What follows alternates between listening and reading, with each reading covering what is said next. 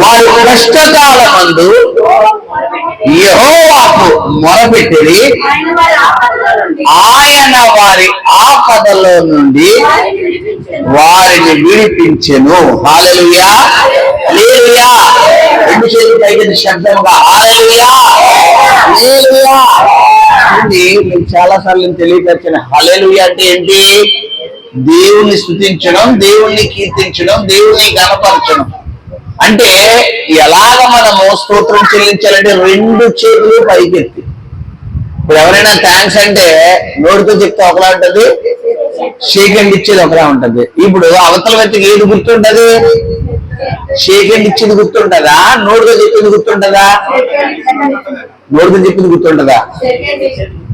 నోటితో చెప్పింది 100 మంది చెప్తారు ఆ థ్యాంక్స్ అండి, ఆ థ్యాంక్స్, ఆ థ్యాంక్స్ అండి, ఆ థ్యాంక్స్ చెప్పారు అంతే. బట్ షేక్ హ్యాండ్ ఇచ్చి చాలా థ్యాంక్స్ అండి, దీనికి దానికి తేడా ఏంటి? ఇది సభ్యత లేదా సంస్కారాన్ని తెలియపరుస్తుంది, గౌరవాన్ని తెలియపరుస్తుంది. రెండోది రెండు యొక్క కర్మలు, రెండు చేతులు కలుస్తాయి కాబట్టి వారిలో బంధం ఏర్పడుతుంది. ఫర్ సపోజ్ మనకి ఈ యొక్క సచిన్ టెండూల్కర్ లేదా పొలిటికల్ గా ఏమైనా లీడరో పిల్లరా వారు నోటుతో షేక్ హ్యాండ్ ఇస్తే మనం సెలబ్రేట్ చేసుకుంటామా? మామూలుగా hand to hand shake hand ఇస్తే సెలబ్రేట్ చేసుకుంటామా? చెప్పాలి. నోట్తో ఆ థ్యాంక్స్ అమ్మా ఇలా అంటే అది ఫోటో తీయించుకుంటావా? ఏది ఫోటో తీయించుకుంటావా? Shake hand. అంటే ఇక్కడ గమనించండి, ఈ షేక్ హ్యాండ్ అనేది దేన్ని తెలియపరుస్తుంది అంటే పిల్లరా ఇద్దరు వ్యక్తుల మధ్యన బంధాన్ని తెలియపరుస్తుంది. కాబట్టి 99% ఎవరికైనా మనం షేక్ హ్యాండ్ ఇవ్వాలనుకుంటే ఎలా ఇస్తామంటే హ్యాండ్ టు హ్యాండ్ ఇస్తాం. కొంతమందికి షేక్ హ్యాండ్ తీసుకోవడం ఇష్టం లేని వాళ్ళు ఇలా ఇచ్చుకునే వాళ్ళ థ్యాంక్స్ అండి అంటే కొంతమందికి ఇష్టం లేని వాళ్ళు, అది వేరే విషయం, అది 1%. సో గమనించండి, ఇక్కడ హల్లెలూయా అనేది దేవునికి షేక్ హ్యాండ్ లాంటిది. అంటే థ్యాంక్స్ అని మనుషులకు చెప్తున్నాం, దేవునికి ఎలా చెప్పాలి? హల్లెలూయా చెప్పాలి, హల్లెలూయా. ఇది సేవకుడు ఎన్నిసార్లు చెప్తాను సరే చేతులు పైకి లాగాలి. అలా లెగిచ్చినప్పుడు నీకు ఆరోగ్యము, నీకు అన్ని విధాలుగా దేవుడు సమకూరుస్తాడు. హల్లెలూయా, దేవునికి స్తోత్రం. శబ్దముగా హల్లెలూయా. సరే వాక్యంలోకి వెళ్దాము. చూడండి 107వ కీర్తన ఈ యొక్క 6వ వచనాన్ని ఒకసారి మనం పరిశోధిస్తే గనక వారు కష్టకాలమందు యెహోవాకు ఎవరు వీరు? వారు అని చెబుతున్న ఎవరు వీరు అంటే ఇశ్రాయేలు ప్రజలు. ఎవరమ్మా? ఇశ్రాయేలు ప్రజలు. ఎవరు ఇశ్రాయేలు ప్రజలు అంటే దేవుని ప్రజలు. సో గమనించండి ఇలా మరి ఈ రోజు దేవుని కుమారుడిగా దేవుని కుమార్తెగా నీవు కూడా ఉన్నావు కదా. ఇశ్రాయేలు ప్రజలు వారు కఠిన పరిస్థితిలో వారి యొక్క శ్రమలో వారు ఎవరికి మొరపెడుతున్నారంటే దేవునికి మొరపెడుతున్నారు.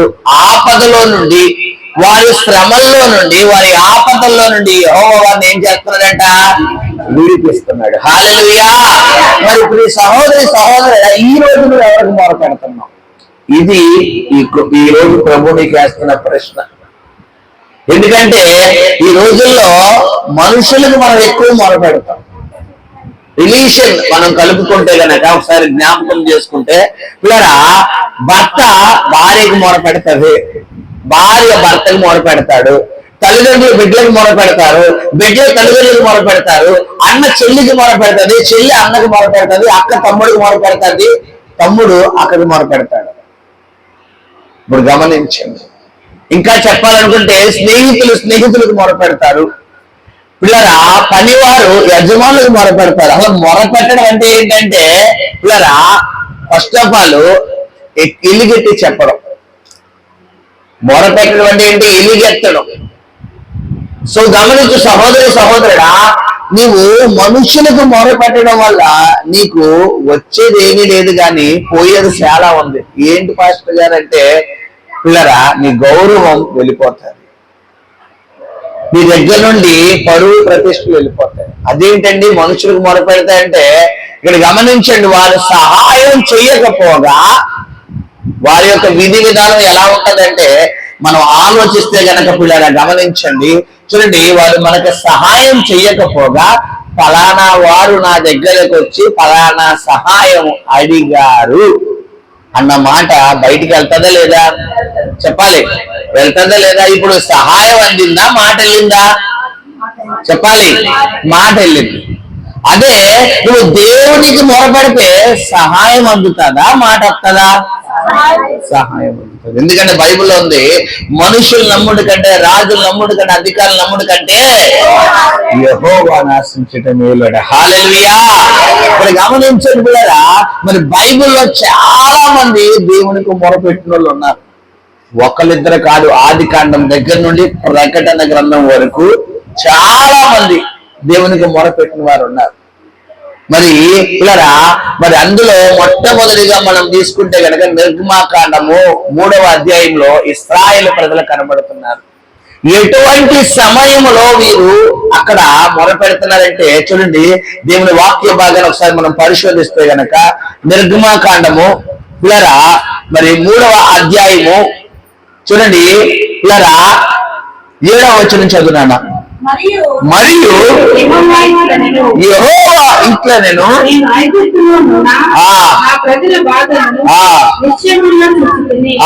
పనులలో తమను కష్టపెట్టిన వారిని బట్టి వారు పెట్టిన మొర. మరి ఈ రోజుల్లో నీ సహోదరుడు నీ పనుల్లో నీకు ఒత్తిడి ఎక్కువైపోతుంది, నీ ఉద్యోగంలో నీకు ఒత్తిడి ఎక్కువైపోతుంది, నువ్వు చేస్తున్న పనిలో శ్రమ శ్రమ శ్రమ శ్రమ. అయ్యి బాబు, ఒకప్పుడు ఎంత ఒత్తిడి ఉండేది కాదు, చాలా ఇబ్బంది అయిపోతుంది ప్రభు, చాలా ఇక్కడ చాలా కష్టమైపోతుందని మనం బాధపడతాం తప్ప ఎవరికి మొరపెట్టావు? అందుకే నీ కష్టం నుంచి నీకు విడుదల రావడం లేదు, నీ బాధ నుండి నీకు విడుదల రావడం లేదు. కొంతమంది ఇక్కడ ఆ కష్టంలో ఉండడానికన్నా ఇష్టపడతారు. ఆ పనులలో ఆ యజమానులు పెట్టే ఒత్తిడి, ఆ యజమానులు చేసే ఆ యొక్క తీవ్రమైన ఒత్తిడిని వీరు తట్టుకొని నిలబడడానికి, వీరు దాన్ని ఎదుర్కోవడానికన్నా ఇష్టపడతారు. కానీ గమనించండి, దేవునికి మొదలుపెట్టడానికి మాత్రం ముందుకు రారు. ఇష్టపడకపోవడం కాదు కానీ ముందుకు రారు. ఎందుకంటే ఎంత పర్లేదులే, మొన్నదాకా చేసాం, పర్లేదు, పర్లేదు. లోకంలో సామెత, మొహమాటానికి పోతే ఏదో జరిగిందంట. అన్ని విషయాల్లో పిల్లరా ఏం పనిచేయదంటే మొహమాటం పనిచేయదు. కొన్నిట్లో మొహమాటం ఉంటుంది, కొన్నిట్లో మొహమాటం ఉండకూడదు. మొహమాటం ఉండడం వల్ల శరీరం బలహీనం అయిపోతుంది. ఎప్పుడైతే శరీరం బలహీనం అయిపోతుందో ఇప్పుడు మనం పిల్లరా చెయ్యాల్సిన పనులు తగ్గిపోతాయి. ఉదాహరణకు ఒకవేళ 8 hours నీ డ్యూటీ 8 hours, వాళ్ళు ఇంకో 4 గంటలు ఎక్స్ట్రా చేయించారు. ఎన్ని గంటలు? 8 + 4 ఎంత? 12. ఇప్పుడు శాలరీ ఎన్ని గంటలకు ఇస్తారు? 12 hours కి ఇస్తారా, 8 hours కి ఇస్తారా? 8 hours. ఏదో ఒకసారి అయితే అనుకోవచ్చు, కొన్ని అత్తమానం అడగరు పని ఉన్నప్పుడు కదా, డైలీ ఇదే రిపీట్ అవుతుంది. ఇప్పుడు మనం ఏం చెయ్యాలి? మనం ఎవరికి మొరపెట్టుకుంటాం? దేవునికి మొరపెట్టుకుంటావా? మనుషులుగా ఎండి గారికో ఆ యొక్క ఎవరైనా ఏమండి టైం అయిపోతుందండి, ఏమండి రోజు ఇలా వాళ్ళు అంటారు, నీకు నచ్చితే చెయ్యి లేకపోతే మానే. ఇప్పుడు అప్పుడు దాకా పిల్లరా అమ్మా ఒక్క గంట అమ్మా, అయ్యా ఒక అరగంట, అయ్యా ఒక అరగంట వెళ్ళిపోద్ది కానీ, ఒక అరగంట వెళ్ళిపోద్ది కానీ అంటారు. ఎప్పుడైతే మనం మనుషులకు మొరపెట్టుకుంటామో, ఏమండి ఏంటండి ఇది, ఏంటండి అంటావో, నీకు నచ్చితే చెయ్యి లేకపోతే మాని, నేను కొత్త వాళ్ళు పెట్టుకుంటాను. ఇప్పుడు 12 గంటలు కాదు 16 గంటలు చేయించుకున్నా కూడా ఏం చేస్తాం? నోరు మూసుకుని పని చేస్తాం. కారణం ఏంటి? మనుషులకు మొరపెట్టడం వల్ల నష్టం వచ్చిందా, లాభం వచ్చిందా? నష్టం. అదే దేవునికి మొరపెడితే ఇప్పుడు దేవుడు ఎలా నడిపిస్తాడంటే పిల్లరా గమనించండి, పిల్లరా ఆ యజమానులకు దేవుడు చొరబడి, అయ్యా వెళ్ళిపో, ఇప్పటికే 1 hour లేట్ అయింది, నువ్వు ఈ 1 hour చేసినాను కూడా ఇదిగో ఈ 100 రూపాయలు ఎక్స్ట్రా ఇస్తున్నాను ఉంచుకో. హల్లెలూయా. ఇది ఎలా జరుగుతుంది? దేవుడు గారు ఇక్కడ గమనించండి, ఆ 4 hours ఆ వర్క్ లో ఉండిపోవడానికన్నా ఇష్టపడతాం తప్ప పిల్లరా ఆ 150 పిల్లరా మరి యజమానుడి ద్వారా రప్పించుకోవడానికి ఇష్టపడతావా అంటే ఇష్టపడం. ఇప్పుడు 150 కోసం కాదు మ్యాటర్ ఇక్కడ. నీ కష్టకాలంలో, నీ ఉద్యోగంలో, నీ వ్యాపారంలో, నీ ఆర్థిక వ్యవస్థలో, నీ ఆరోగ్య వ్యవస్థలో, నీ కుటుంబ వ్యవస్థలో, నీ వైవాహిక జీవితంలో, నీ దాంపత్య జీవితంలో నీ కష్ట సమయం నువ్వు దేవునికి మొరపెడుతున్నావా, మనుషులకు మొరపెడుతున్నావా? ఈ రోజు ప్రభు నీకు వేస్తున్న ప్రశ్న. మనం చూసుకుంటే ఈ 107వ కీర్తనలో ఏదో ఒకసారి పలుకుతం లేదు ఈ కీర్తనకారుడు. పిల్లరా 6వ వచనంలో ఒకసారి పలుకుతున్నాడు. మనం చూసుకున్న తర్వాత 13వ వచనంలో కూడా పలుకుతున్నాడు. చదివినా సరే. కష్టకాలమందు వారు యెహోవాకు మొరపెట్టిరి, ఆయన వారి ఆపదలలో నుండి వారిని విడిపించిన. తర్వాత చూడండి 19వ వచనంలో కూడా సేమ్ మళ్ళా రిపీట్ చేస్తాడు. కష్టకాలమందు వారు యెహోవాకు మొరపెట్టి అంటే ఈ రోజు వాక్యం ద్వారా ప్రభు నీతో స్పష్టంగా మాట్లాడుతున్న మాట ఏంటంటే నీ కష్టంలో నువ్వు ఎవరికి మొరపెడుతున్నావు? గమనించండి, చాలా మంది మరి గమనించండి, తల్లిదండ్రులు బిడ్డలకు మొరపెట్టుకుంటారు. నా గూడెంట్రా బాబు, ఒకసారి నా బాధ ఆలకించు, నేను చెప్పిన బాధ ఆలకించు, నా బాధ ఆలకించు. ఈ పిల్లలు అంటారు ఆ తల్లిదండ్రులకు మొరపెట్టి, అమ్మ నా కష్టం ఒక్కసారి ఆలకించమ్మా, నా బాధ ఆలకించమ్మా. ఈ భర్త అంటది భార్యతో, ఏమండి ఒక్కసారి నా కష్టం, అసలు నా బాధ ఆలకించు, నా గూడు ఆలకించండి. ఈ భార్య అంటది భర్తతో, ఈ భర్త అంటాడు భార్యతో, ఈ తల్లిదండ్రుల బిడ్డలతో, ఈ అన్న చెల్లితో, అక్క చెల్లితో, ఈ పనివారు యజమానితో, ఏమండి యజమాని గారు, ఓనర్ గారు, ఎండి గారు, మేనేజర్ గారు, ఒక్కసారి అండి నా బాధ ఆలోచించండి. నేను అంటాను, నువ్వు మనుషులకు మొరపెట్టడం వల్ల నీకు నష్టమే గాని లాభం లేదు. ఒకవేళ ఏదో ఒకసారి, ఎప్పుడో ఒకసారి నీకు లాభం కలుగుతుంది, ప్రతిసారి నీకు లాభం రాదు. నీకు ప్రతిసారి ఉపయోగపడాలి, ప్రతిసారి నీకు లాభం కావాలి, లాభం కలగాలంటే నీవు చేయవలసిన ఒకే ఒక పని ఏంటంట, దేవునికి మొదలుపెట్టాలి. హల్లెలూయా. ఇక్కడ గమనించండి, ప్రార్థన చేయడం వేరు, మొరపెట్టడం వేరు. అదేంటి పాస్టర్ గారు అంటే అంతే తేడా చెప్తే వివరిస్తాను చూడండి. ప్రార్థన చేయడం అంటే దేవుడితో మాట్లాడడం, మొరపెట్టడం అంటే ఒక సబ్జెక్ట్ లేదా ఒక టాపిక్ తీసుకుని దాన్ని పనిగా అదే రిపీట్ చేయడం.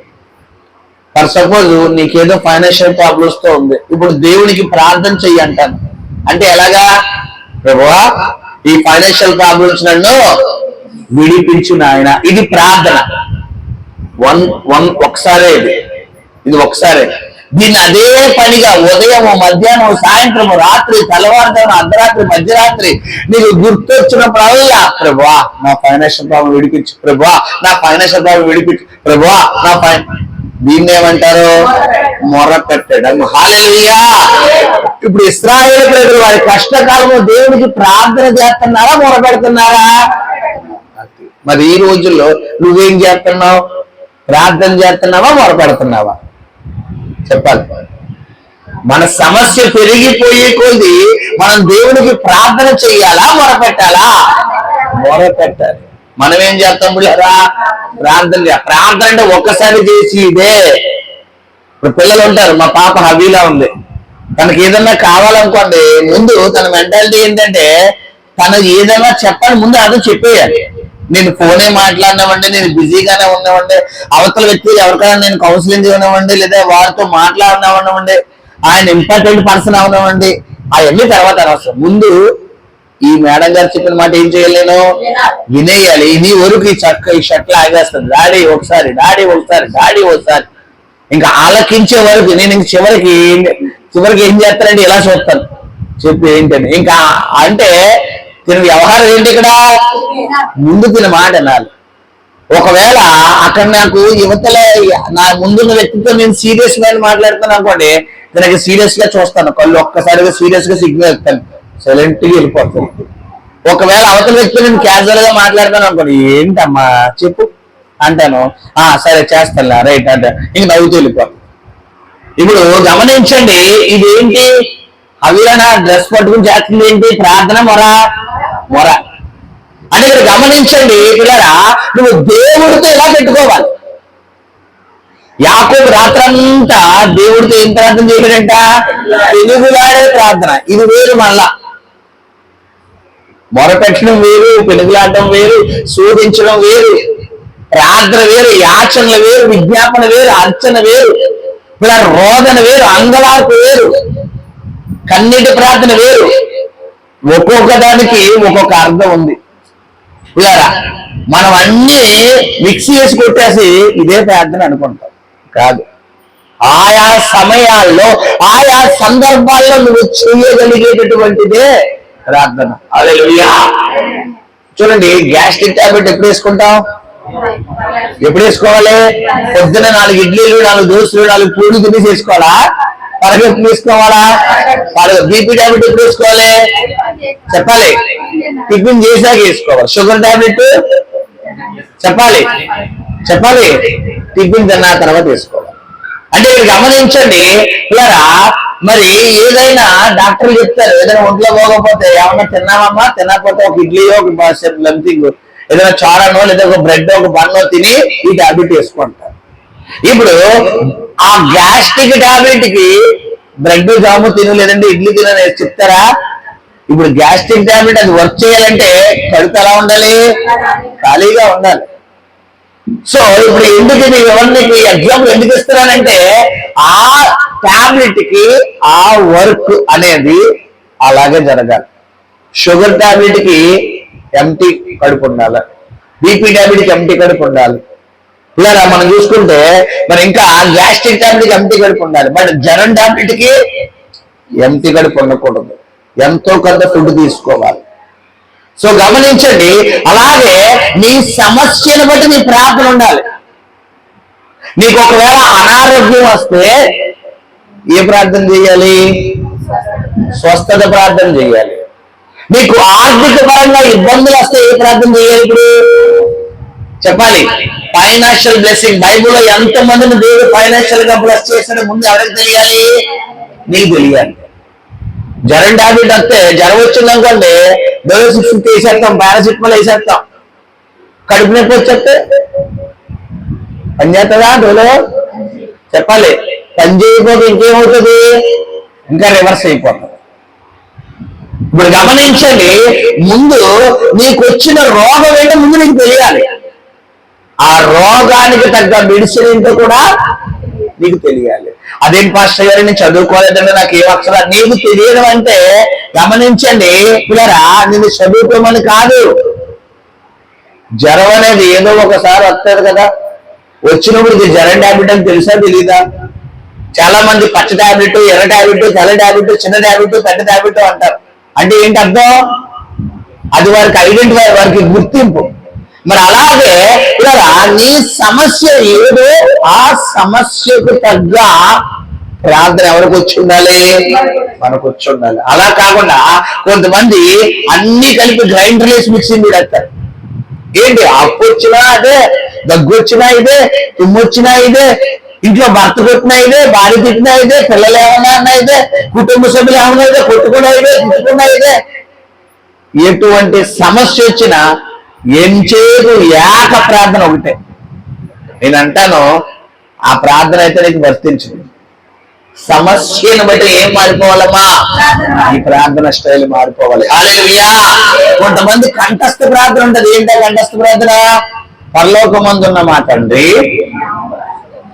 ఇది కంఠస్థ ప్రార్థన. ఇది చెయ్యి కాదంటలేదు. కాకపోతే ముందు నీ ప్రార్థన అయిపోయిన తర్వాత ఎండింగ్ లో అప్పుడు చేసుకో, తప్పులేదు. అంతేగాని ఇదే ప్రార్థన కాదు. ప్రార్థన అంటే ఏమని చెప్తున్నాను మీకు నేను? దేవునితో మాట్లాడు. ఎలా మాట్లాడాలి? ఫస్ట్ ఆఫ్ ఆల్ వారి కష్టకాలం ముందు దేవునికి మొర పెడుతున్నారండి, యెహోవాకు మొర పెడుతున్నారు. ఏమని మొర పెడుతున్నారు? ఫస్ట్ ఆఫ్ ఆల్ మనం చూసుకుంటే ఇలా మరి నీ సమస్య ఏదైతే ఉందో ఆ సమస్య నుండి ఎవరికి మొరపెట్టాలంట? దేవునికి మొరపెడుతున్నారు. హల్లెలూయా. మనం చూసుకుంటే కనుక మొదటి దినవృత్తాంతాలు 20వ అధ్యాయంలో చూడండి, అక్కడ మనకి ఇక్కడ ఒక వ్యక్తి కనబడుతున్నాడు. ఎవరైనంటే యెహోషాపాతు. 2వ దినవృత్తాంతాలు 20వ అధ్యాయంలో ఇక్కడ కూడా వీరు కూడా భయంకరమైన శ్రమ వచ్చింది. అసలు దేవునికి ఎలా మొరపెట్టాలి, ఎలా మొరపెడితే ఇలా చూడండి 8వ అధ్యాయం 20వ అధ్యాయము 8వ వచనం చదువునాను.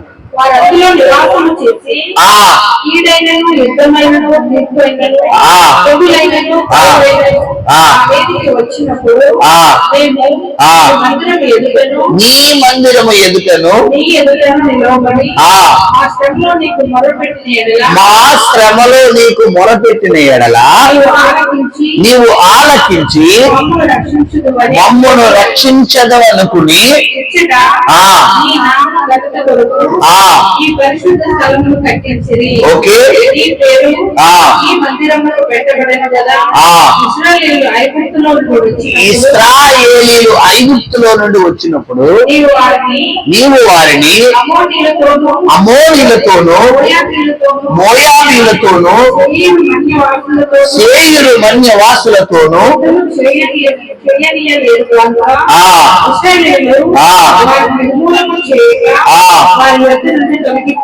వారి యొద్ద నుండి తొలగిపోయింది. ఓకే,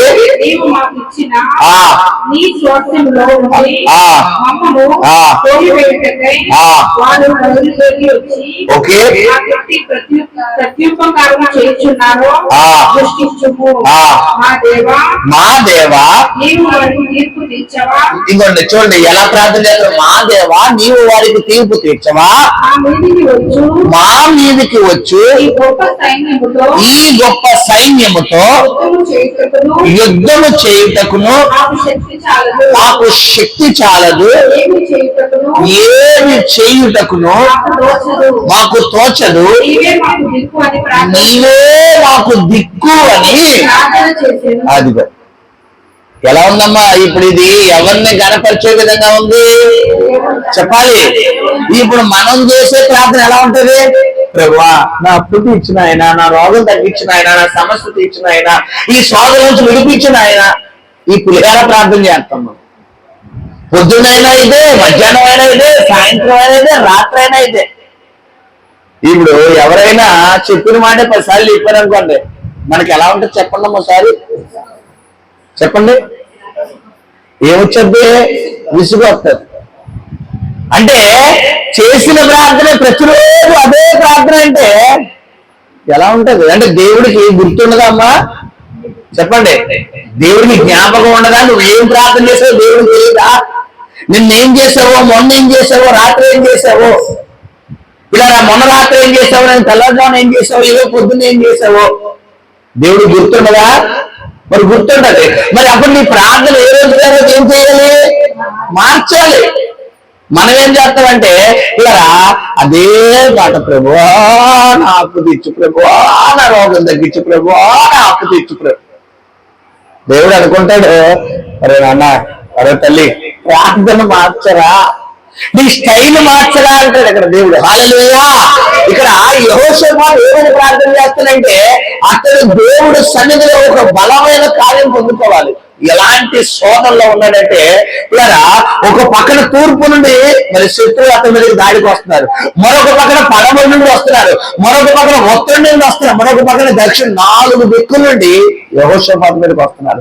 ఇప్పుడు 4 దిక్కుల నుండి వస్తే యెహోషాపాతు ఎక్కడున్నాడు? మధ్యలో దిక్కుపోయాడు. ఇప్పుడు ఇలాంటి పేకల లోతుల్లో నిలబడిపోయాడు. పేకల లోతుల్లో శ్రమలో మునిగిపోయిన తర్వాత పిల్లలు గమనించండి, మనకు అసలు ప్రార్థన వస్తుందో ఫస్ట్ ఆఫ్ ఆల్ అసలు ఫస్ట్ ఆఫ్ ఆల్ ప్రార్థన వస్తుందని ప్రార్థన ముందు మనకి ఏమి వచ్చేది? జ్వరం వచ్చేది. జ్వరం మళ్ళీ మామూలు జ్వరం కూడా కాదు. ఎంత వచ్చేది?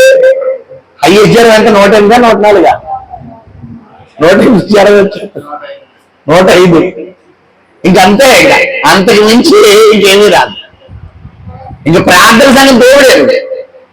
ఇప్పుడు యెహోషాపాతు మీకు 2వ దినవృత్తాంతం 25 చూసుకుంటే కనుక ఒక పక్క నుండి ఇలా మోయాబీలు వచ్చేస్తున్నారంట, మరొక పక్క నుండి మరొక అమ్మోనీయులు వచ్చేస్తున్నారు, మరొక పక్కన ఎంగేజ్ నుండి ఇలా యాయిరు మంజవాసులు వచ్చేస్తున్నారు, ఓ పక్క నుంచి సిరియన్లు వచ్చేస్తున్నారు, మధ్యలో యెహోషాపాతు ఉన్నాడు.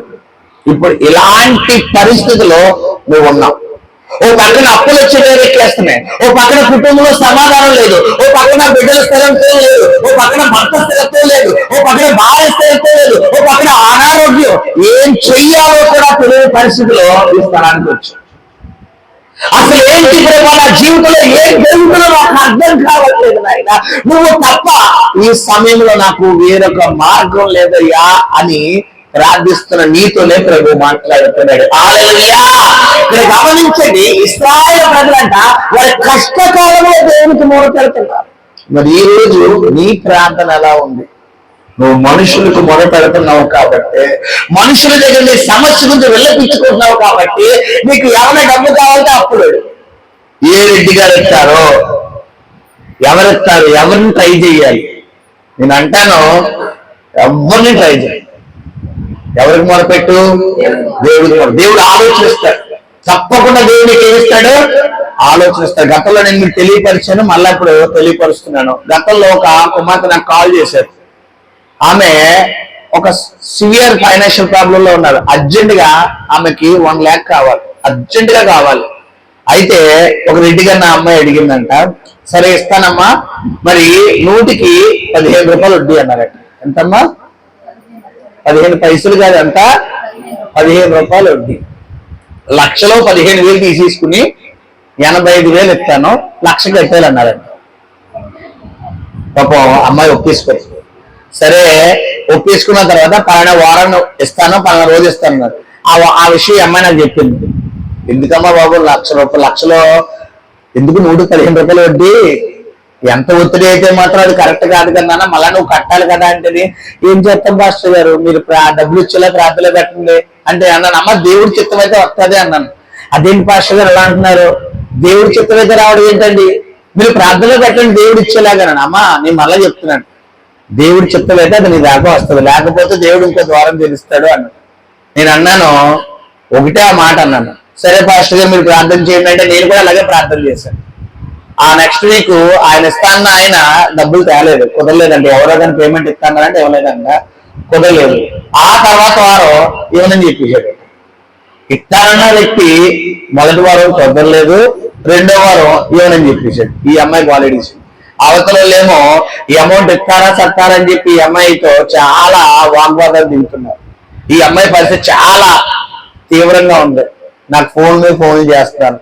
నేను అన్నాను, తప్పకుండా దేవుడు అద్భుతం చేస్తాడు నాన్న, అది దేవుడి చిత్తం కాదు. ముందుగానే అన్నాను కదా, అది దేవుడు తప్పించాడు అంటే దేవుడు ఏదో అద్భుతం చేయబోతున్నాడు, ఇంకా శ్రేష్టమైన ఆశీర్వాదం ఏదో దేవుడు నీకు దాచించాడు నాన్న, నువ్వేం కంగారు పడకు తల్లి, నేను ప్రార్థనలో పెడతానని చెప్పి ప్రార్థన చేసిన తర్వాత ఇలా అతను టెన్షన్ గా అతను చేస్తున్న వర్క్ లో ఈ అమ్మాయి కువైట్ లో వర్క్ చేస్తారనమాట. కువైట్ లో పనిచేస్తుంది. సరే కువైట్ లో పనిచేస్తున్నప్పుడు చాలా టెన్షన్ గా ఇబ్బంది పడిపోతుంటే తనతో పాటు ఇంకో 2 స్నేహితురాళ్ళు ఉన్నారు. ఈ అమ్మాయి రోజు హ్యాపీగా ఎంత శ్రమ ఉన్నా చాలా ఫ్రీగా ఉంటది. ఆ రోజు చాలా ఇబ్బందిగా ఉండి, చాలా అన్మూడీగా, చాలా డిస్టర్బ్ గా ఉండి, పని చాలా డిస్టర్బ్ గా చేస్తుంది. అక్కడ వాళ్ళు గమనించారంట. ఆ పాపను పేరు పెట్టి పిలిచి, ఎందుకు అలా ఉన్నావు, ఏంటి రీజన్ ఏంటనంటే, నా సమస్య ఇదని చెప్పగనగానే, ఓ ఇదే కదా అని చెప్పి ఒక అమ్మాయి 25,000, ఇంకో అమ్మాయి 25,000, పిల్లరా ఇంకొకరి ద్వారా 25,000 రప్పించి, నీకు ఒక శాలరీ 25,000 వస్తుంది కదా, మొత్తం ఈ 4 కలిపి ముందే అమౌంట్ ఇచ్చాయని చెప్పి పిల్లరా దేవుడు ద్వారం తెరిచాడు. హల్లెలూయా. ఇప్పుడు ఆలస్యం అయింది. అయితే అవతల వ్యక్తులు అన్నారంట, నీ దగ్గర ఉన్నప్పుడే అప్పుడు 5,000, అప్పుడు 5,000, అప్పుడు 5,000 ముందు తను తీర్చేసిన తర్వాత నాది తీర్చు, రూపాయి వడ్డీ అక్కర్లేదు అన్నారు. ఇది ఎవరు తెలుసుకున్న మార్గం? ఇందాక తెలుసుకుంది ఎవరి మార్గం? అది ఆవిడ తెలుసుకున్న మార్గం. అంటే నువ్వు మనుషుల దగ్గరికి వెళ్తే వడ్డీ, చక్కెర వడ్డీ, బారు వడ్డీ, అమ్మమ్మ వడ్డీ, తాతయ్య వడ్డీ కూడా వచ్చేస్తుంది. నువ్వు మనుషుల్ని ఎట్టుకుంటే.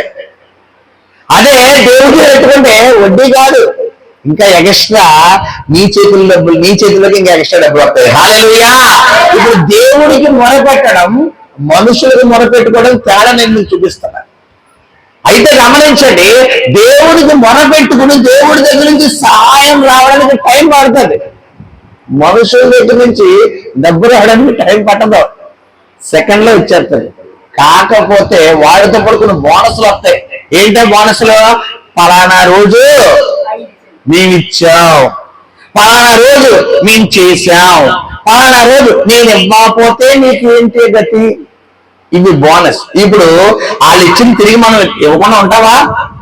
చెప్పండి, ఇవ్వకుండా ఉంటావా? చేయకుండా ఉంటావా? ఇచ్చేస్తాం. అవసరం డైలాగులు వచ్చేస్తాయి. అది దేవుడు ఈ డైలాగ్ వేస్తాడా? చెప్పాలి పిల్లరా. హల్లెలూయా. ఇక్కడ గమనించండి, నీ జీవితంలో నువ్వు ఎన్ని రోజులు మనుషులకు మొరపెట్టుకుంటే చాలు, మనుషులకు నీ సమస్య గురించి విన్నపించుకుంటే చాలు, మనుషులకు నువ్వు గోదాడింది చాలు, అందుకే నీకు సహాయం రావడం. మీకు అర్థమయ్యే మాటలు చెప్తాను పిల్లరా, గమనించండి. మన తండ్రి సీఎం, మనం వెళ్ళి ఎమ్మెల్యే గారి రికమెండేషన్ అడిగామంటే ఏమన్నా అర్థం ఉందమ్మా? ఎమ్మెల్యే గారి పదవి ఎక్కువ, సీఎం గారి పదవి ఎక్కువ? చెప్పాలి. ఎమ్మెల్యే 150, 175 ఎమ్మెల్యేలు కలిపితే ఒక సీఎం గారు. ఇప్పుడు సీఎం గారు నీ తండ్రి అయినప్పుడు నువ్వు ఎమ్మెల్యే దగ్గరికి వెళ్ళి రికమెండేషన్ అడుగుతుంటే అర్థం ఏంటి? చెప్పాలి. నీ తండ్రి ఎవరో నువ్వు గుర్తించలేకపోతున్నావు.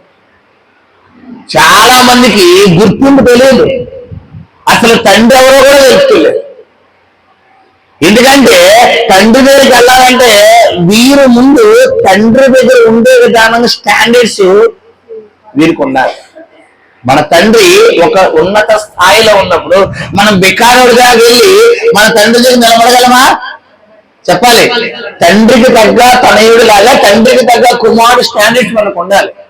మన తండ్రి మంచి బిలియనియర్ అనుకోండి, మంచి కోటీశ్వరుడు అనుకోండి, మనం కూడా అలా ఉండాలి, అలాగే ఉండాలి. మనం సిరిగిపోయిన బట్టలు వేసుకుని, సిరిగిపోయి కుర్చీ గడ్డంతో వేసుకుని పిల్లరా వెళ్ళి డాడీ 10 రూపాయలు ఇవ్వా అన్నారు అనుకోండి, డాడీ అంతా ట్రిప్కి కోటి ఇస్తాడు. అడిగితే పాకెట్ మీద ఎంత వస్తుంది మీకు? చెప్పాలి, ఒక కాఫీ తాగలేండి ఎంత వస్తుందో? 10 లక్షలు వస్తుంది ఒక కాఫీ. ఇప్పుడు వెళ్ళి 10 రూపాయలు ఇవ్వ డాడీ అంటే నీ డాడీ స్టాండర్డ్స్ ఏం చేయట్లేదు, నువ్వు గుర్తించట్లేదు. చాలా మంది అసలు ముందు నీ స్టాండర్డ్స్ ఏంటో నువ్వు తెలుసుకో, నీ లెవెల్ ఏంటో తెలియాలి. నువ్వు ఏంటో, నువ్వు దేవుడికి మొరపెట్టుకునే నీ స్టాండర్డ్స్ ఏంటో, ఎలా అడగాలి, ఎలా అడిగితే పని అవుతుంది. ఇక్కడ ఇశ్రాయేలు ప్రజలు అదే చేస్తున్నారు. వారి కష్టకాలంలో ఎవరికి మొరపెడుతున్నారంట? ఇక్కడ యెహోషాపాతు కూడా తన కష్టంలో దేవుడికి మొరపెడుతున్నాడు. సంగమా, ఈరోజు నీ ప్రార్థన ఎలా ఉంది? నువ్వు దేవుడికి మొరపెడితేనే దేవుడు నీకు సమస్య నుంచి విడుదలస్తాడు.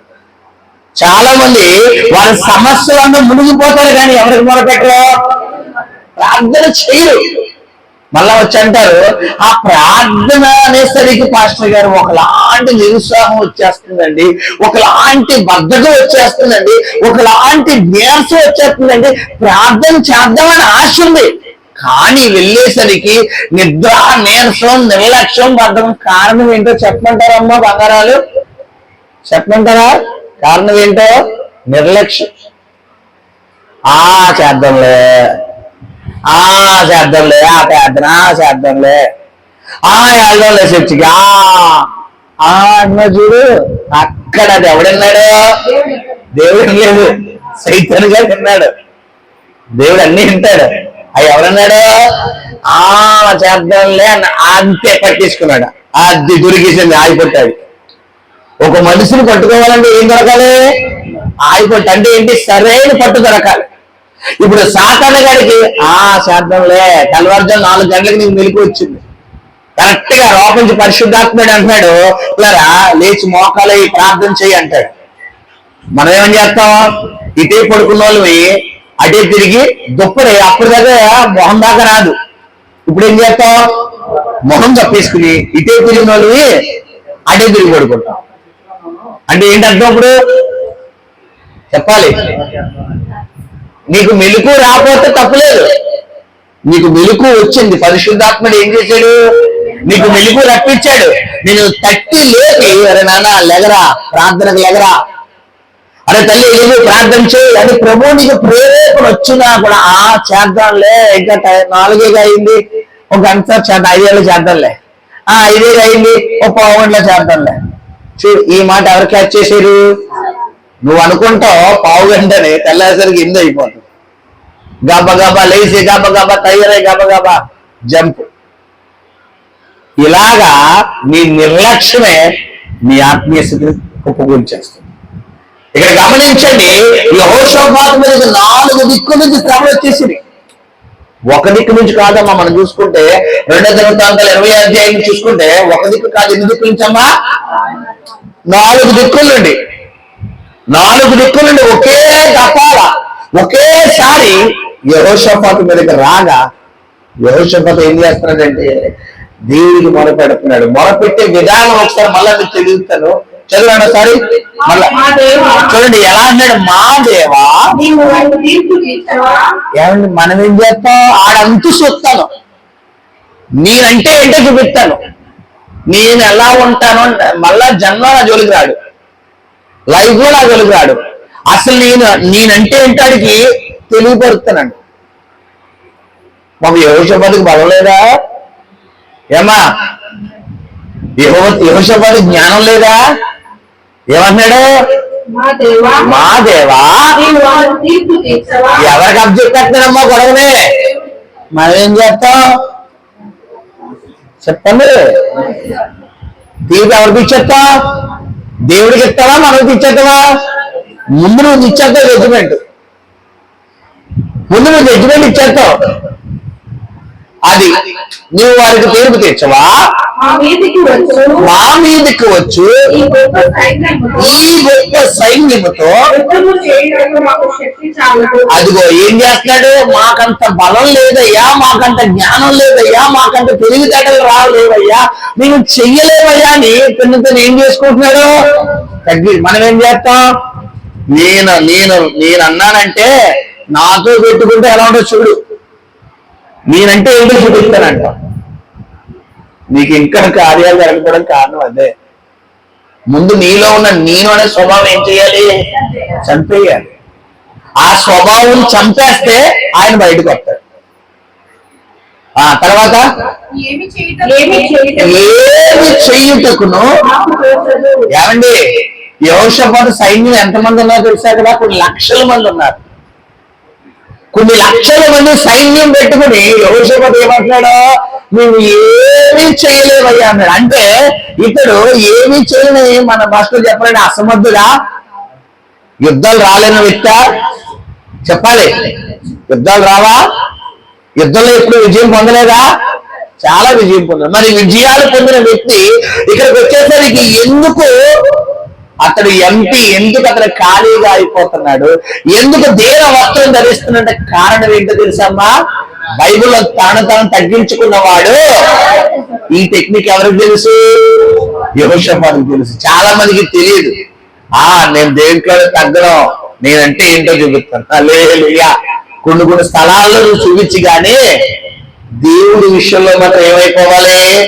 దీన వస్త్రం ధరించాలి. నాకేమీ రాదయ్యా. నువ్వు ఎంత వాకబులరీ విన్న వ్యక్తివైనా, ఎంత టాకింగ్ పవర్ ఉన్న వ్యక్తివైనా, నువ్వు ఎంత కృపావరాలతో ధరించిన వ్యక్తివైనా, ఎంత స్పీచ్ ఎంత అద్భుతకరంగా ధారాళంగా అన్లిమిటెడ్ గా 4-5 గంటలు కంటిన్యూగా ఇచ్చిన వ్యక్తివైనా, దేవుడి విషయంలో చూస్తే ఏమైపోవాలంటే నాకేమీ రాదయ్యా, నాకేమీ తెలియదేసయ్యా, నేను ప్రార్థించలేను, నా వల్ల కాదు ప్రభా, నువ్వు రంగంలో దిగిపోయిన కార్యం జరుగుతుందయ్యా, నువ్వు చూసుకోనైనా తండ్రి.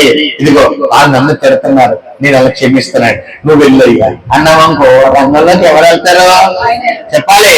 నువ్వు వెళ్తే ఆడికి తగిలిపోద్దా, దేవుడు ఎప్పుడో తగ్గుతుందా చెప్పాలి. మనం వెళ్ళామనుకోండి, కేసు ఎఫ్ఐఆర్, ఇంకా రేంజ్ రివెంజ్, ఇంకా మనకి ఏమంటారు స్కెచ్లు, ఇంకా రీస్కెచ్లు ఉంటాయి. దేవుని రంగంలో పంపిస్తే ఏంటివి? పిలిపించుకోవడం కాదు, చేతికి ఏమంటది? మట్టి అంటది. No case, no FIR, no settlement, no no no no, అన్యాయం చేసుకుంటాడు. ఎవరికి ఎలా పగలగొట్టేలో ఆయన పగలగొడేస్తాడు. నువ్వు జస్ట్ నీ వంతేంటి, జస్ట్ నువ్వు ఒక ప్రేక్షకుడు మాత్రమే, అంతా నీ దగ్గరికి వచ్చేది రిపోర్ట్. హల్లెలూయా. గమనించండి, నీవు వారికి తీర్పు తీర్చవా, వాడిని జయించడానికి మాకు శక్తి లేదయ్యా అని చెప్తూ ఇంకేం పలుకుతున్నాడు, నీవే మాకు దిక్కు అని ప్రార్థన చేస్తున్నాడట. హల్లెలూయా. మరి ఈ రోజు నువ్వు ఎవరిని దిక్కెట్టుకుంటున్నావు? రెడ్డి గారినా? ఏమ్మా, రెడ్డి గారిని ఎట్టుకు, రెడ్డి గారు మీరు లేకపోతే మాకు లేదండి, లేదా ఏమండి నా భర్తే నాకు దిక్కు, నా భార్య నాకు దిక్కు, నా బిడ్డలే, నా తల్లి, నా అత్తింటోడు నాకు దిక్కు, నా పుట్టింటోడు నాకు దిక్కు, నా చెల్లి నాకు దిక్కు, నా అక్క నాకు దిక్కు, నా అమ్మ నాకు దిక్కు. మీరు అంటాను మనుషులు నమ్ముకోవడం, రిలేషన్ ఎవరైనా కూడా మనుషుల మీద ఏం చేయకూడదు, ఆధారపడద్దు. వద్దు. మనుషుల దగ్గర నుంచి సహాయం వస్తుంది, అది కూడా ఎవరి ద్వారా రావాలి, దేవుడు చెబితే రావాలి. హల్లెలూయా.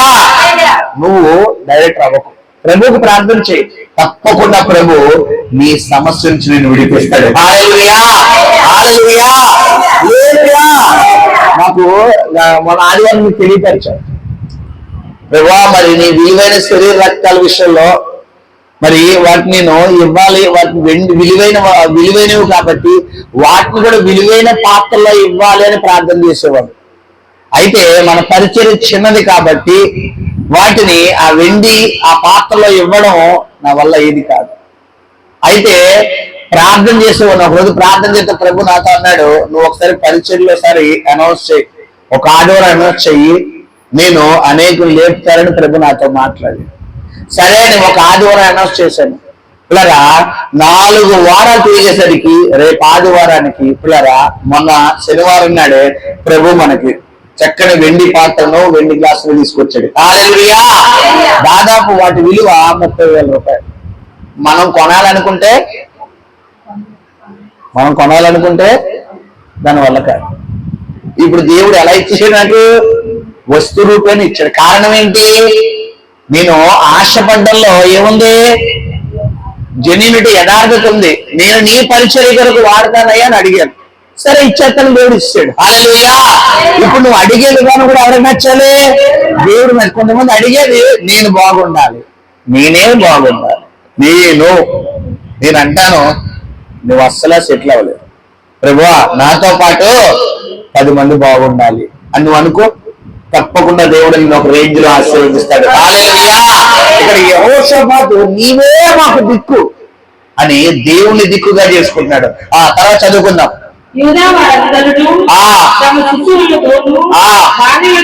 భార్యలతోనూ పిల్లలతోనూ యెహోవా సన్నిధిని నిలవబడి అప్పుడు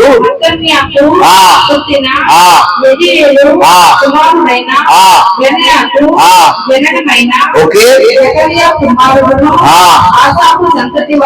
ఆసాపు సంతతి వాడును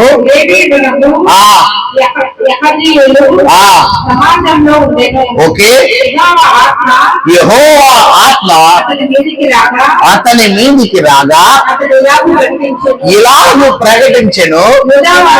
చూడండి, అక్కడ యెహోషాపాతు ఇశ్రాయేలు ప్రజలు యూదా ప్రజలు చేసిన మొరకు విత్ ఇన్ సెకండ్ లో రిప్లై వస్తుందా, 2-3 రోజులు రిప్లై వస్తుందా చెప్పాలి. నువ్వు చేసిన ప్రార్థనకి విత్ ఇన్ సెకండ్ లో రిప్లై రావాలి అంటే నీ ప్రార్థనలో జెన్యూనిటీ ఉండాలి. అంటే ఏంటి, యథార్థత ఉండాలి. బైబిల్ ఉంది, యథార్థవంతుల ప్రార్థన యెహోవాకు ఆనందకరము, నీతిమంతుల ప్రార్థన యెహోవా చెవి యొగ్గుతాడు. నీ ప్రార్థనలో యథార్థత ఎంచేపు నన్ను దీవించు, నా భర్తను దీవించు, నా బిడ్డలు దీవించు, నా కుటుంబాన్ని దీవించు, నన్ను దీవించు, నా భార్యను దీవించు, నా బిడ్డలు దీవించు, నా రిపీట్ అగైన్ మళ్ళా నన్ను దీవించు, నా భార్యను దీవించు. అమ్మా నేను విమర్శించడం లేదు, నీ ప్రార్థన ఎలా ఉంది కాబట్టి నీకు ఇంకా కార్యాలు జరగడం.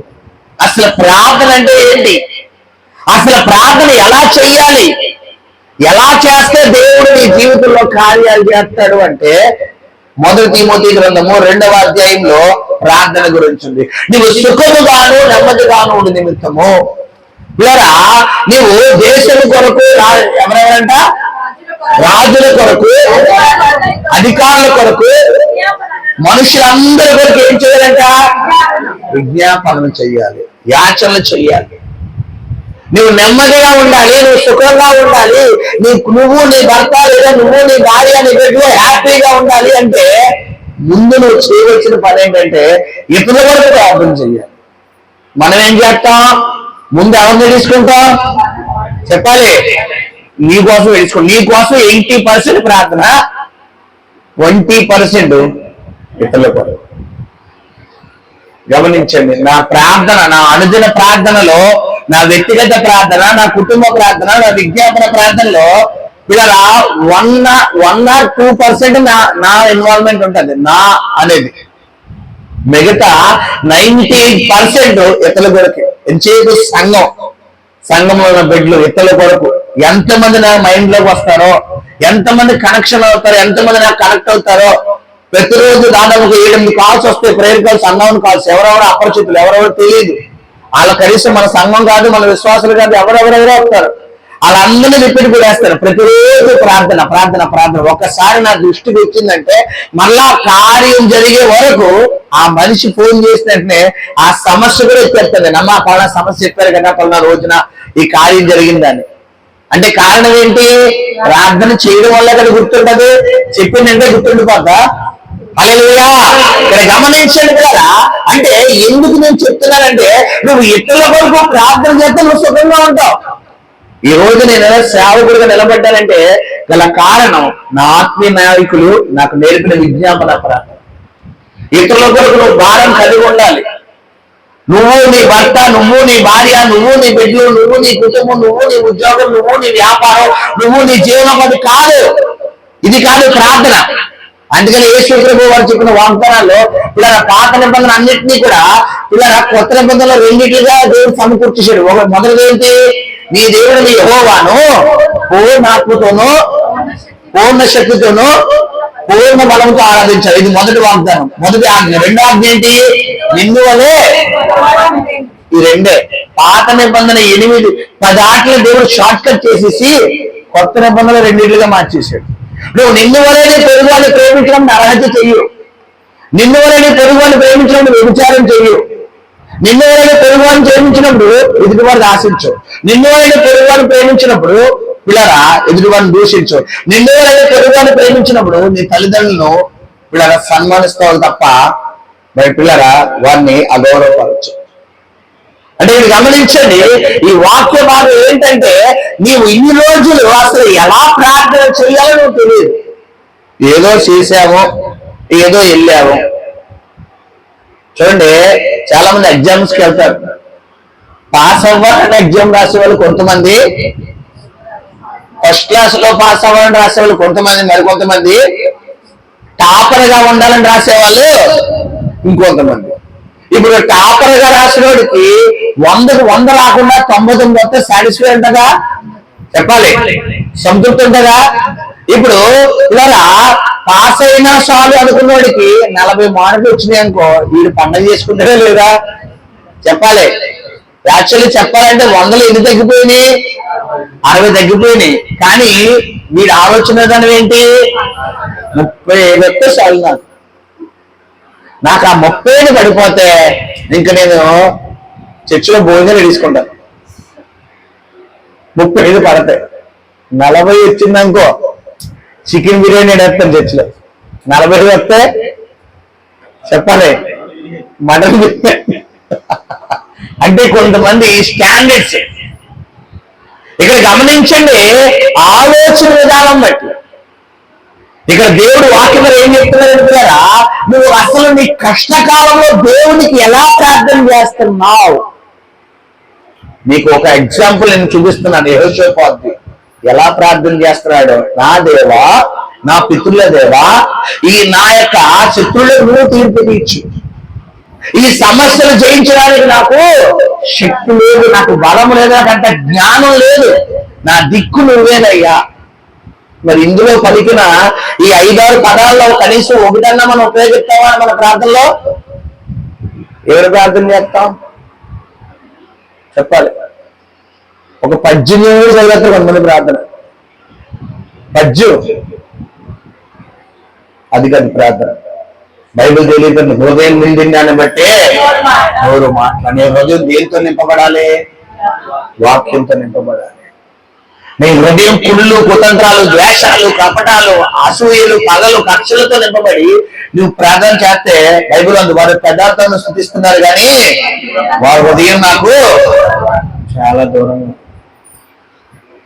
నీ హృదయం నుండి వాక్యంతో నింపుకో, దేవుని ఆత్మతో నింపుకో.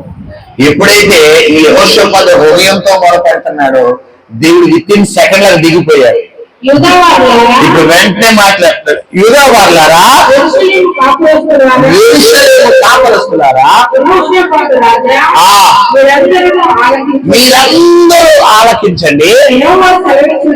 అదిగో యెహోవా సెలవిచ్చినదేమనగా, ఈ గొప్ప సైన్యమునకు మీరు భయపడద్దు, జడియద్దు, మీరు కాదు దేవుడే చెయ్యబోతున్నారు.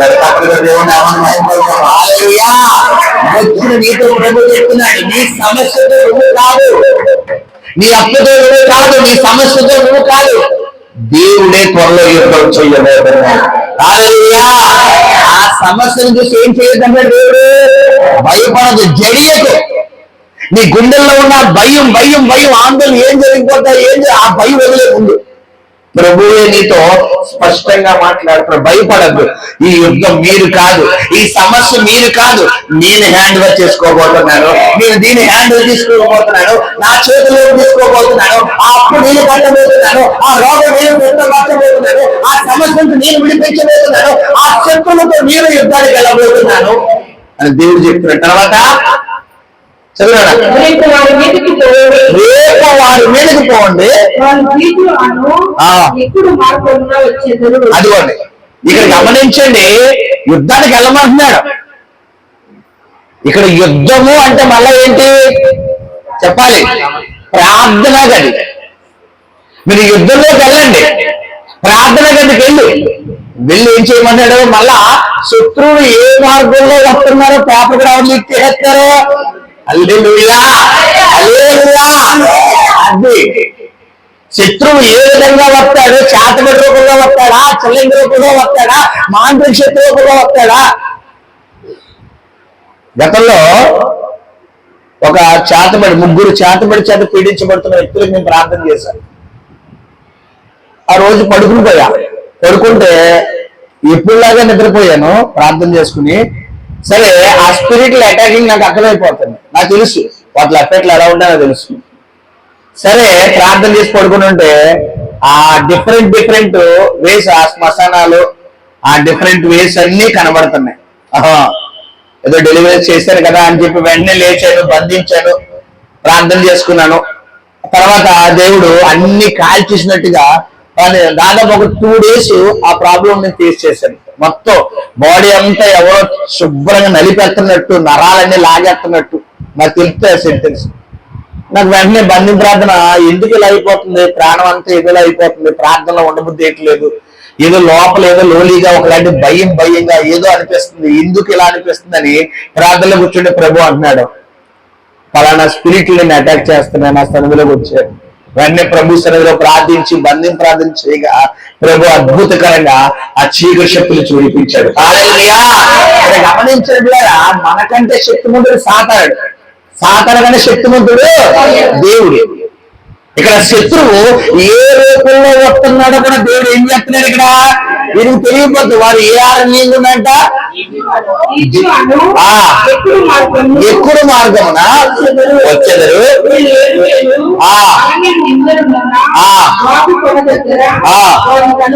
వారిని కనుగొందురు. ఈ యుద్ధములో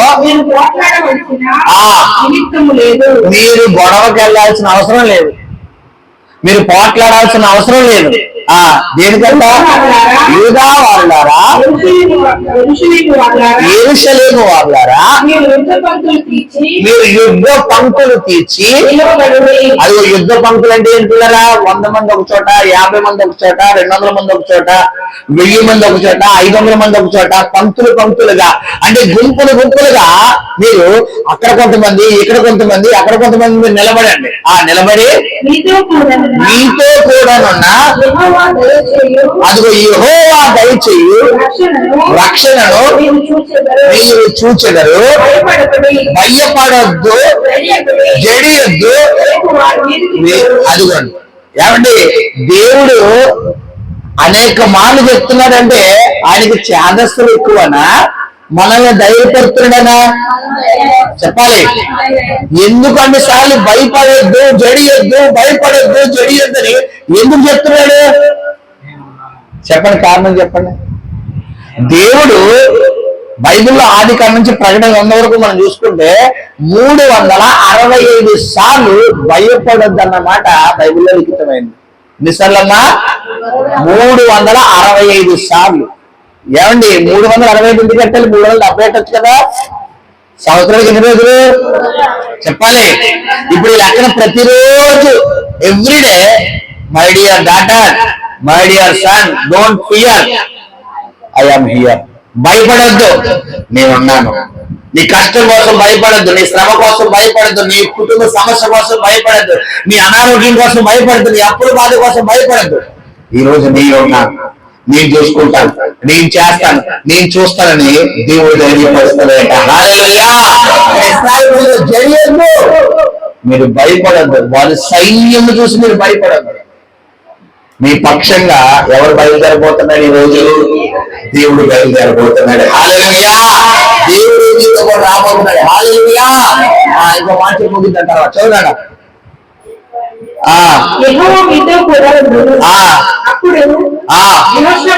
అప్పుడు యెహోషాపాతు సాష్టాంగ నమస్కారము చేసి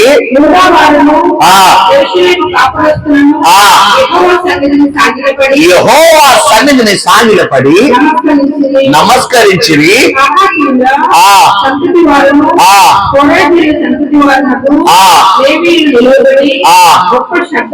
గొప్ప శబ్దముతో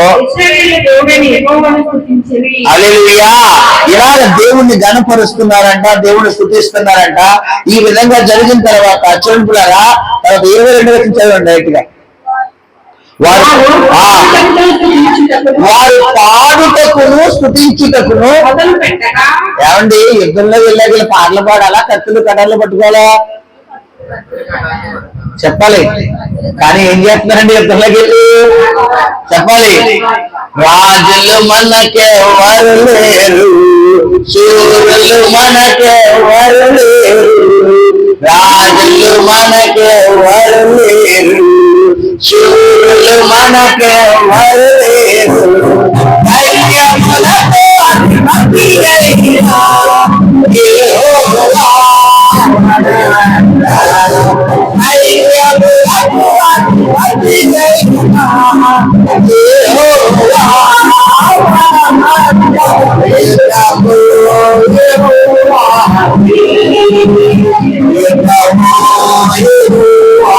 యెహోవా,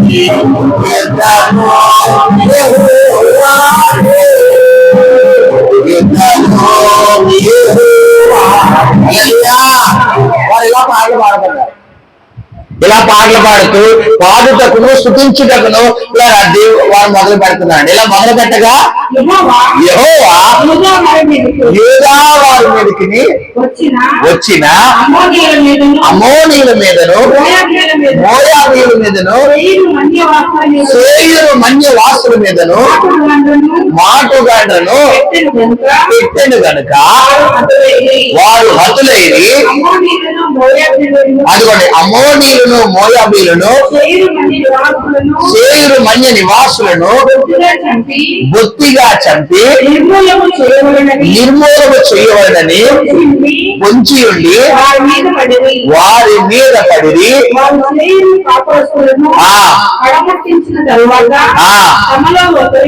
అదిగో తమలో ఒకరినొకరు చంపుకొనుటకును మొదలు పెట్టిరి. హల్లెలూయా.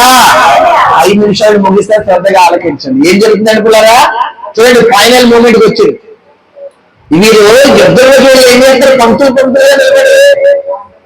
పాటలు పాడుతున్నారు, స్తోత్రం చెప్తున్నారు. పాటలు పాడుతున్నారు, స్తోత్రం చెప్తున్నారు. నువ్వు ప్రార్థన గదిలోకి వెళ్ళి ఏం చేయాలి? పాటలు పాడాలి, స్తోత్రం చెప్పాలి, వాక్యం చేయాలి. అంతే కదా చెప్పాలి. అసలు ప్రార్థనకి వెళ్ళి ఏం చేయాలి? ప్రార్థన గదిలోకి వెళ్ళి 2 పాటలు పాడుకో, ఒకసారి వాక్యం చదువు, ప్రార్థన చేయి, మళ్ళా ఇంక 2 పాటలు పాడు. నాకు పాటలు రావడానికి పెద్ద చదివేమమ్మా. నీవుంటే నాకు ఏ చాలు వేసయ్యా, నువ్వు లేకపోతే నేను ఉండలేనయ్యా.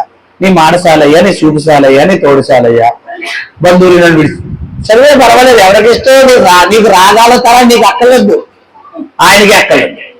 నీకు రాపోయినా నువ్వు ఎలా పాడినా ఎవరాళ్ళకి ఇస్తారో ఆయన ఆలకిట్టు. మనుషులకు అవసరం లేదు, మనుషులు పేర్లు పెడతారు. ఆ స్వరం ఏంటి, ఆ ట్యూన్ ఏంటి, ఆ స్కేల్ ఏంటి, ఆ పైకి ఎత్తిసేయండి, కిందకి దింపేసేయండి, సన్నంగా లేదు, లావుగా ఉంది, గుంగురుగా ఉంది, అలా ఉందని. కానీ నువ్వు ఎలా పాడినా ఇష్టపడేది ఎవరన్నా? దేవుడు. ఆయన అన్నాడంట ఇక్కడ, వారు పాడుటకును స్తుతించుటకును మొదలు పెడుతున్నారట. ఇక్కడ ఓ పక్కన మోయాబీలు, ఓ పక్కన అమోనీయులు, ఓ పక్కన సేయీరు మన్యవాసులు, ఓ పక్కన ఇంకొకరు. నలుగురు అంట. ఉదాహరణకు ఒకవేళ 4 గ్రూపులుగా డివైడ్ చేస్తే ఏ గ్రూప్ వారు ఎవరిని చంపేస్తున్నారు చెప్పాలి? బి గ్రూప్ వారిని చంపేస్తున్నారు. సి గ్రూప్ వారు ఎవరిని చంపేస్తున్నారు? బి గ్రూప్ వారు. బి గ్రూప్ వారు ఏ గ్రూప్ వారు బి గ్రూప్ వారిని చంపేస్తే, అంటే మోయాబీలు అమోనీయులను చంపేస్తుంటే అమోనీయులు ఊరుకుంటారా? అరే యెహోషాపాతు సంగతి తర్వాత చూద్దాం, ముందు మోయాబీలు వేసేయండి రా అంట. వీళ్ళిద్దరు కొట్టుకుంటుంటే దేవుడు మళ్ళా ఎవరిలో దూరాడు? సేయీరు మన్యవాసులకు దూరాడు. దూరి రే వీళ్ళని తీసుకెళ్ళి వాళ్ళని వేసేరా అని వాళ్ళలో దూరి మళ్ళీ ఏం చేస్తున్నాడు? వీళ్ళకి ఏం పెడిచాడు దేవుడు? మొదలుపెడిశాడు. వీళ్ళు నలుగురు పోర్చుకు వచ్చారంట. మధ్యలో ఎవరుండిపోయాడు? యెహోషాపాతు. ఇంతకీ యెహోషాపాతు ఎందుకు తప్పించాడు దేవుడు అక్కడ చెప్పాలి? యుద్ధం చేయడానిక చూడడానికా చెప్పాలి? అపవాది అయినా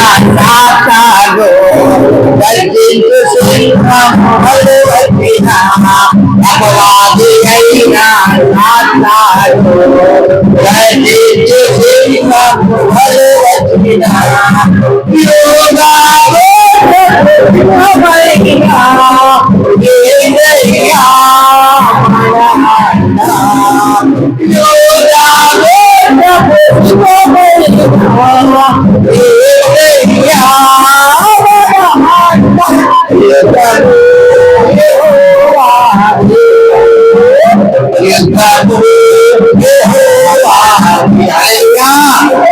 యుద్ధం ఎవరిదమ్మా? ఇప్పుడైతే నలుగురు ఒకరికి ఒకరు పడుతుంది వచ్చారు. ఇప్పుడు నెక్స్ట్ ఏం జరిగింది? ఫైనల్ మూమెంట్ చదువురా. యూదా వారు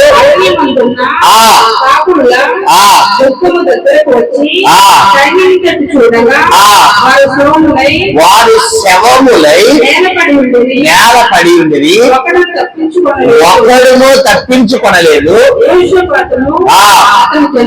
అతని జనులను వారి వస్తువులను దోచుకొనుటకు దగ్గరకు రాగా విస్తారమైన ధనమును ప్రశస్తమైన నగలను కనబడెను. వారు తమకు ఇష్టమైనంత మట్టుకు తీసుకుని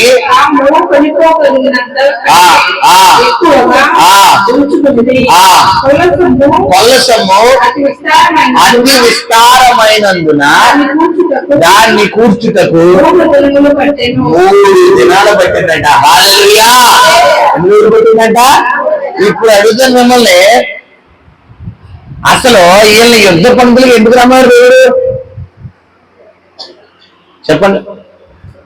దేవుడు చంపేయాలనుకుంటే వీళ్ళు ఇంట్లో ఉంచే శత్రువుని చంపేయగలరు కదా, అవునా కదా?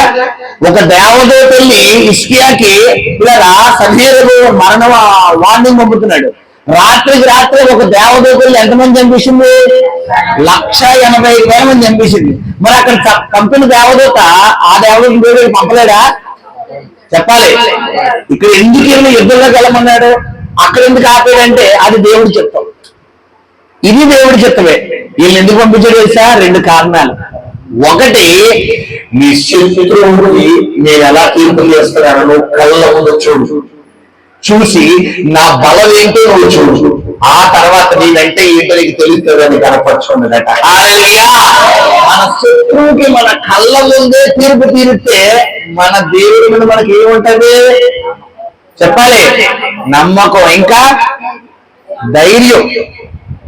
నిన్నెవడో కొట్టినోడు ఉన్నాడు, నిన్నెవడో కొట్టాడు, ఆయన నీ కళ్ళ ముందే నీ పక్షం వెళ్ళి కొట్టాడు, నువ్వు చూస్తుండగానే కొట్టాడు.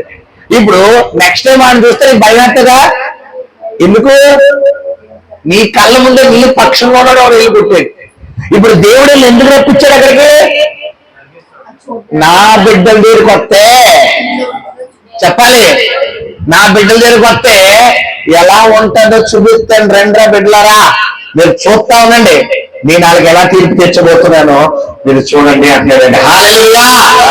ఈ ఒక కారణం చేత రప్పించాడు. రెండో కారణం ఏంటి చెప్పాలి? వాళ్ళ ఇంటి దగ్గర ఉన్నప్పుడు ఏమంటే యుద్ధానికి బంగారాలు ఎట్టుకెళ్తావా, ఇండ్లు ఎట్టుకెళ్తావా, డబ్బులు ఎట్టుకెళ్తావా యుద్ధానికి చెప్పాలి?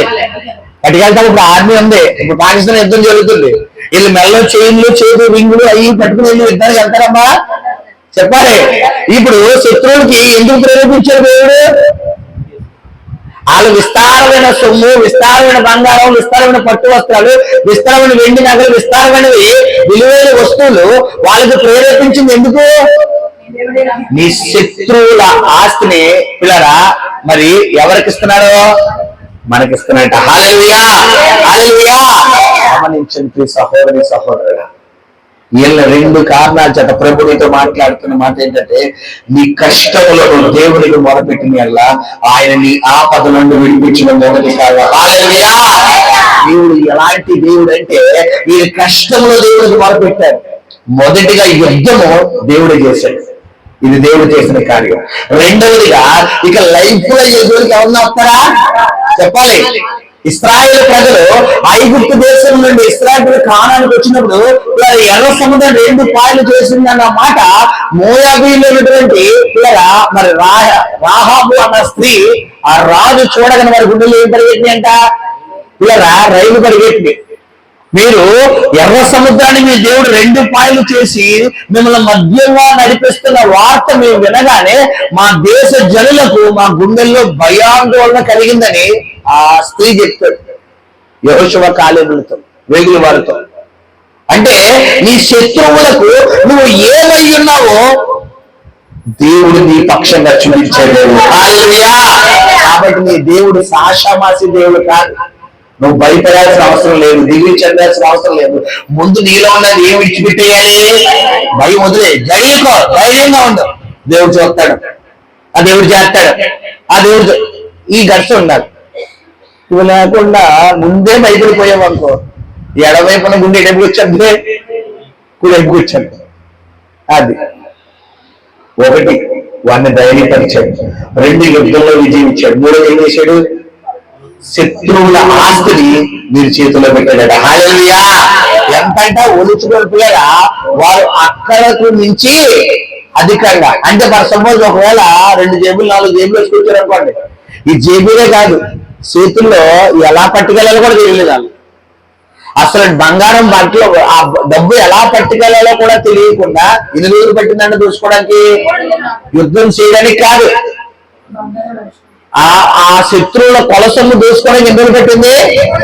అది నీ దేవుడు నీ పక్షంగా ఇలాంటి కార్యం దేవుడు చేయబోతున్నాడు. హల్లెలూయా!